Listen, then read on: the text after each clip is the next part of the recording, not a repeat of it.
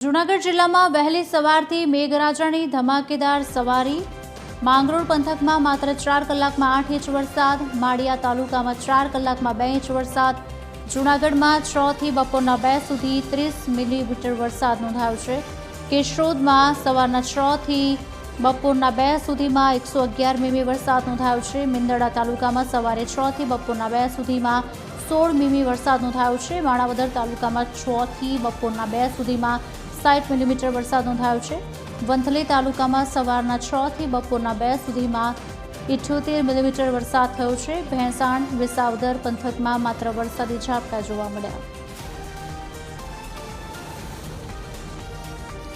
आज अंगे विगत आपसे संवाददाता परेश लाइव जोड़ाई चूक्या है। परेश, जूनागढ़ वहेली सवारथी ज वरसादी माहोल जोवा मळी रह्यो छे। अत्यारे हाल शुं स्थिति छे? केटला इंच वरसाद कया विस्तारमां पड़ी रह्यो छे अने बीजुं के कया विस्तारमां पाणी भरावानी समस्यानी शरूआत पण थई चूकी छे?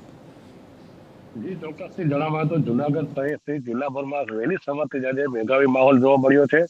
જોવા જઈએ તો જે માંગરોળ તાલુકો છે, માંગરોળ તાલુકામાં 4 કલાકમાં 8 ઇંચથી અત્યારે વધુ વરસાદ વરસી ચૂક્યો છે। જ્યારે માળિયા હાટીના તાલુકામાં પણ 4 ઇંચ જેટલો વરસાદ છે। કેશોદ તાલુકામાં 4 ઇંચથી વધુ વરસાદ છે। જૂનાગઢ શહેરની વાત કરીએ તો બપોર સુધીનો 1 ઇંચ જેટલો વરસાદ હતો। બપોર બાદ ફરી અત્યારે પણ જૂનાગઢ શહેરમાં વરસાદી વાતાવરણ છવાયું છે અને ધીમી ધારે જે વરસાદ પડી રહ્યો છે। ભેસાણ અને વિસાવદરની વાત કરતા તમામ તાલુકામાં જે હાલ જે સારો એવો વરસાદ છે વરસી રહ્યો છે અને ખેડૂતો પણ ક્યાંક ને ક્યાંક ખુશીની લાગણી વ્યાપી છે। આભાર સમગ્ર માહિતી આપવા બદલ।